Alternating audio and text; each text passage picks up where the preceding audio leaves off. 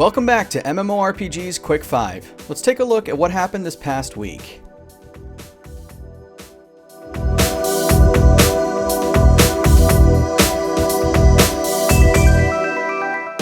Number 5.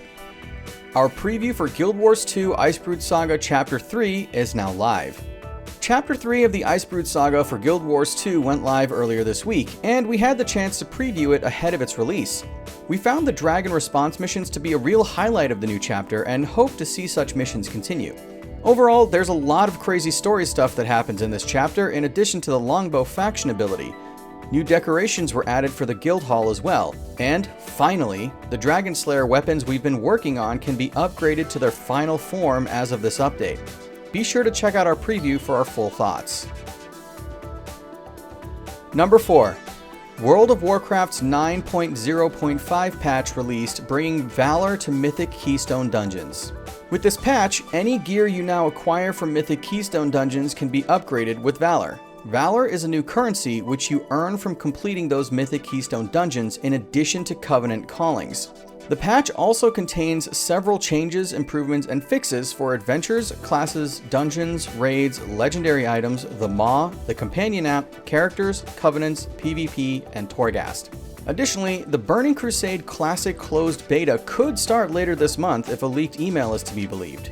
The email itself talks about the upcoming beta, telling Blizzard employees who received the email that they can bring over an existing World of Warcraft Classic character, or start fresh from scratch with a Blood Elf or Draenei, or any character for that matter.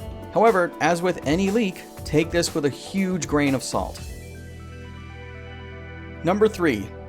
Elder Scrolls Online adds 3 million players in 2020, and Flames of Ambition is out on PC, Mac, and Stadia. In the Bethesda Joins Xbox Roundtable this week, studio director Matt Firor confirmed the truly impressive numbers for the Elder Scrolls MMORPG.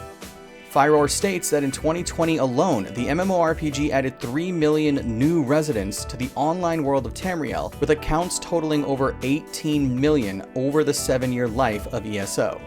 It should be noted, however, that this doesn't mean that there are 18 million active users, rather just lifetime users for the multi-platform MMORPG.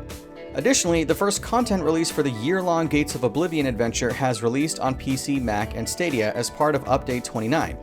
As usual, this first content is a dungeon DLC called Flames of Ambition containing 2 dungeons in total.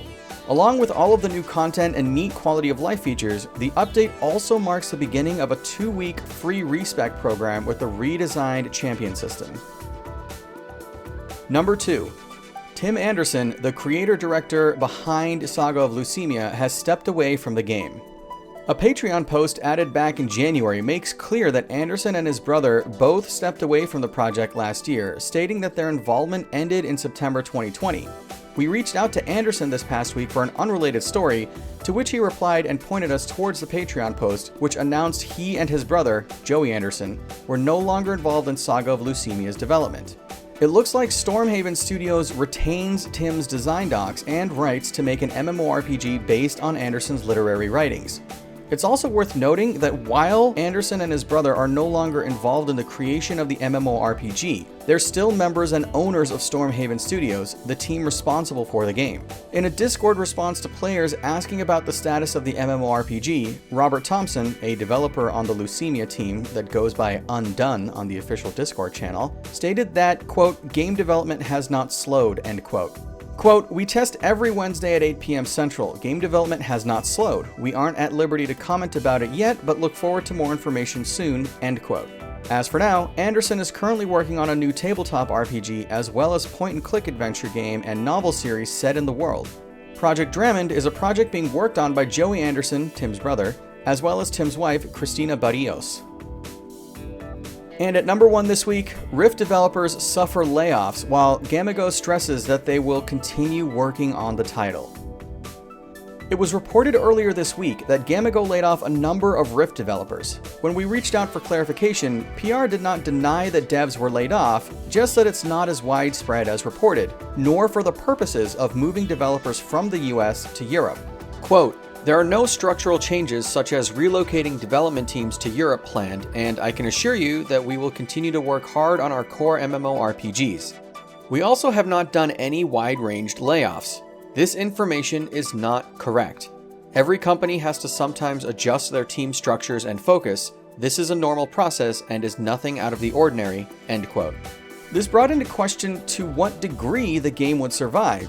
We noted in an editorial that the 10-year anniversary, a big deal for any game, came and went last week without much fanfare.